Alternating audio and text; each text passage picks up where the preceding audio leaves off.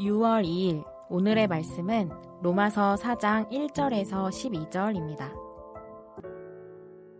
그런즉 육신으로 우리 조상인 아브라함이 무엇을 얻었다 하리요? 만일 아브라함이 행위로서 의롭다 하심을 받았으면 자랑할 것이 있으려니와 하나님 앞에서는 없느니라. 성경이 무엇을 말하느냐? 아브라함이 하나님을 믿음에 그것이 그에게 의로 여겨진 바 되었느니라.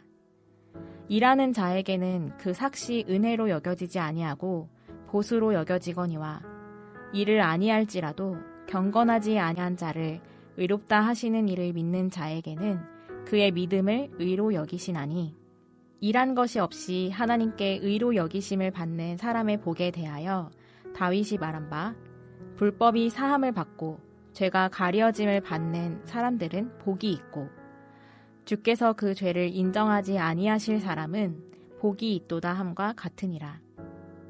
그런즉 이 복이 할례자에게냐 혹은 무할례자에게도냐?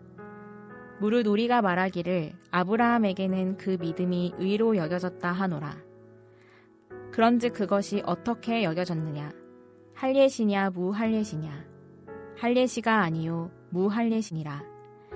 그가 할례의 표를 받은 것은 무할례시의 믿음으로 된 의를 인친 것이니 이는 무할례자로서 믿는 모든 자의 조상이 되어 그들도 의로 여기심을 얻게 하려 하심이라. 또한 할례자의 조상이 되었나니 곧 할례받을 자에게뿐 아니라 우리 조상 아브라함이 무할례시에 가졌던 믿음의 자취를 따르는 자들에게도 그러하니라. 로마서 4장 1절에서 12절 말씀을 함께 묵상하겠습니다. 성도 여러분, 오늘은 4장을 묵상할 것인데요. 제가 거듭 강조하지만 로마서는 앞뒤 문맥을 이해해야 그 묵상하는 본문의 의미를 선명하게 이해할 수 있습니다. 모든 성경이 다 그렇겠지만 특히 로마서는 더욱 그렇습니다. 바울은 3장까지 모든 인류는 죄를 범하였고 하나님의 심판 아래 놓여 있다는 것을 진술하였습니다. 그리고 이 심판 아래서 벗어나는 길은 하나님의 의가 드러난 예수님의 속량, 화목제물 되심을 믿음으로 그 의가 전가되어 구원을 누리게 되었다고 설명하지요. 그래서 이것을 값없이 주신 하나님의 은혜라고 하였지요. 그렇다면 이런 질문이 나올 수 있습니다. 믿음이 구원을 이룰 만큼 중요한 것인 것을 알겠는데 그렇다면 믿음이 무엇인가 라고 질문할 수 있겠죠. 그래서 바울은 4장에서 믿음이 무엇인지를 설명하고 있는 것입니다. 이 믿음을 설명하기 위해서 믿음의 조상이라고 불리는 아브라함을 예로 들어 설명합니다. 1절에 바울이 묻는 형식을 취합니다. 육신으로 우리 조상이 된 아브라함이 무엇으로 무엇을 얻었습니까? 이는 3장에서 논쟁이 된 율법의 행위입니까? 믿음의 법입니까? 라는 것을 묻는 것이죠. 이에 바울은 만약 아브라함이 행위로 의롭다 하심을 얻었다면 자랑할 것이 있겠지만 사실 하나님 앞에서 자랑할 것이 없다고 합니다. 그러면서 또 성경이 무엇을 말하느냐고 묻지요. 이 질문의 답은 창세기 15장 6절에 기록되어 있습니다. 아브라함이 여호와를 믿으니 여호와께서 그를 그의 의로 여기시고 성경의 대답은 분명합니다. 아브라함이 여호와를 믿음으로 의롭다 하심을 얻었습니다. 아브라함이 의롭게 여겨진 것은 아브라함의 행위가 아닙니다. 아브라함의 윤리적 행동이 아닙니다. 아브라함의 선함이 아닙니다. 아브라함이 하나님을 믿은 것인데 그 믿음을 의로 여기신 것입니다. 우리는 주일에 창세기에 기록된 아브라함의 인생을 묵상하고 있는데요. 이 아브라함의 인생을 보면 부족한 것, 연약한 것, 또한 의롭지 못한 행동들이 많이 보입니다. 믿음의 조상이라고 불리기에는 턱없이 부족해 보입니다. 하지만 아브라함이 하나님을 믿을 때, 하나님의 약속을 믿을 때, 하나님이 하신 일을 믿을 때 하나님은 아브라함을 의롭게 여기셨습니다. 하나님께서 인간을 보실 때 가장 주목하여 보시는 것이 바로 이 믿음입니다. 이 믿음은 하나님의 존재와 하나님의 사역을 전적으로 수용하는 것입니다. 믿음은 하나님의 살아계심과 그 하나님이 세상을 창조하시고 하나님의 성품으로 세상을 다스리고 있음을 믿는 것입니다. 이것이 믿음이지요. 바울은 믿음으로 의롭다함을 예를 들어 보충적으로 또 설명합니다. 4절에서 5절입니다. 일하는 자에게 주는 임금이 있다면 그 임금은 은혜가 아니라 정당한 노동의 대가라고 하지요. 하지만 만약 일하지 않는 자가 있는데 그에게도 임금을 준다면 그 임금이 바로 은혜라고 합니다. 여기서 일하지 않는 자가 믿는 자를 말하고요.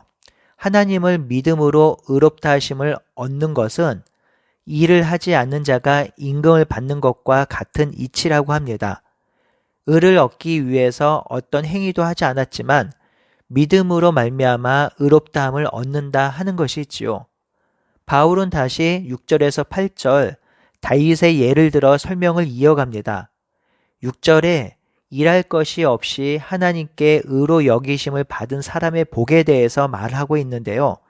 일할 것이 없는 사람과 5절에 일하지 않는 사람은 믿음을 가진 사람의 의미로서 동의어입니다. 일할 것이 없는 사람, 즉 믿음을 가진 사람이 누리는 복은 다윗의 말을 통해서 알 수 있습니다. 7절, 8절은 시편 32편 1절, 2절을 인용한 것인데요.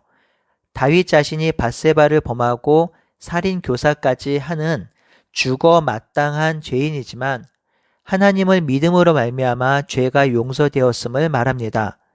다윗은 하나님을 믿음으로 말미암아 그 죄를 인정하지 않을 것이라고 고백합니다. 다윗과 아브라함 모두 죄인이며 흠이 있는 인간이지만 하나님은 그 죄와 흠을 보지 않으시고 그들의 믿음을 보시고 의롭게 여기셨다는 것이죠. 그렇게 믿음으로 말미암아 의롭게 되는 자는 결국 복이 있고 주께서 죄가 없다고 인정해 주시는 복을 누리게 된다라고 설명을 합니다. 바울은 9절에서 12절에 죄 없다 인정함을 받은 복을 누가 누리는지에 대해서 또 설명합니다. 9절에 보면 할례자나 무할례자나 모두 이 복을 누릴 수 있다고 하지요. 그러면서 부연 설명하는데요. 아브라함이 믿음으로 의롭다 하심을 받은 때는 할례를 받기 이전이라고 합니다. 창세기에 보면 아브라함이 할례를 행한 것은 창세기 17장이고요. 믿음으로 의롭다 함을 받은 것은 창세기 15장입니다. 아브라함은 할례를 받기 전에 이미 의롭다 함을 받은 것이지요. 그러니 할례와 믿음으로 의롭다 함을 받는 복은 서로 연관성이 없습니다. 그러면 하나님은 왜 할례를 행하라고 하셨나요? 이런 질문을 던질 수 있겠죠. 그래서 바울은 11절에 이 할례를 표라고 합니다. 이 표는 표식, 사인보드, 표지판과 같은 것이죠. 또 11절에 보면 인쳤다라는 말이 나오는데요. 인쳤다란 말은 도장을 찍은 것입니다. 그러니 할례는 믿음으로 의롭다함을 받았다는 하나의 사인, 계약서, 도장, 표식 이런 것입니다. 이 할례는 오늘날로 표현하면 세례입니다. 여러분, 세례를 받았다고 구원을 받고 세례를 안 받았다고 구원을 못 받는 것 그런 것 아니지요. 세례는 표식입니다. 하나님의 자녀임을 공적으로 드러내는 표식이고요.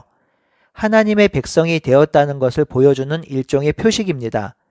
그런 면에서 세례가 중요하고 할례도 중요합니다. 하지만 세례와 할례가 중요하긴 하지만 그 행위 자체가 구원을 가져다 주지는 않습니다. 그것을 했다고 해서 구원이 보장되는 것은 아닙니다. 중요한 것은 믿음이 있지요. 세례를 베풀 때에 제일 먼저 점검하는 것이 믿음입니다. 믿음이 있어야 세례를 줍니다. 할례도 마찬가지죠. 믿음이 있어야 할례의 효력이 있는 것이죠. 어떤 행위로도 구원을 얻지 못합니다. 하지만 유대인들이 자꾸 그것을 강조하죠. 은식법, 절기, 할례 등을 행함으로 구원을 얻을 수 있다고 가르치는 것이죠. 선한 일을 하고 의로운 일을 함으로 구원에 이른다고 가르칩니다. 하지만 그렇지 않습니다. 구원과 회복은 하나님과 하나님께서 하신 일을 믿음으로 이루어지는 것이죠. 성도 여러분, 우리 신앙하는 삶도 잘 살펴야 합니다. 우리가 무엇을 했다고 구원을 얻는 것이 아닙니다. 헌금을 많이 하고 봉사를 많이 하고 교제를 많이 하고 기도를 많이 하고 예배를 드렸다고 구원을 얻는 것이 아닙니다. 이 행위는 구원을 얻기 위한 수단이 아니지요. 이 행위는 구원을 얻은 자들이 기쁨과 감사로 하나님께 올려드리는 것입니다. 하나님께서 구원하여 주시고 생명을 주셨으니 감사해서 드리는 것이 예배, 헌금, 봉사, 기도, 나눔이지요. 그러니 이것을 행하는 것은 의무가 아니라 구원을 얻은 자들의 특권입니다. 바울은 할례를 받았던지 할례를 안 받았던지 그것은 중요하지 않다고 분명히 말합니다. 할례와 상관없이 하나님을 믿으면 예수님께서 화목제물이 되어 인간의 죄를 속량하셨다는 사실을 믿으면 그 믿음으로 말미암아 하나님의 의가 전가되어 우리가 의롭게 되고 구원을 누린다고 거듭 설명하고 있습니다. 성도 여러분, 신앙하는 삶의 출발점도 믿음이고요. 신앙하는 삶을 영위하는 것도 믿음입니다. 믿음이 중요합니다. 그런데 더 중요한 것은 믿음의 내용이죠. 무엇을 믿고 있느냐, 무엇을 신뢰하고 있느냐가 중요합니다. 우리가 믿어야 할 것은 하나님의 존재 자체를 믿고요. 하나님께서 행하신 사역, 일을 믿는 것입니다. 오늘 하루도 내가 믿고 싶은 것을 믿는 것이 아니라 하나님과 하나님의 행하신 일, 그리고 행하실 일을 깊이 있게 묵상하고 그것을 담대히 믿고 살아가는 하루가 되기를 바라고 소원합니다. 아멘.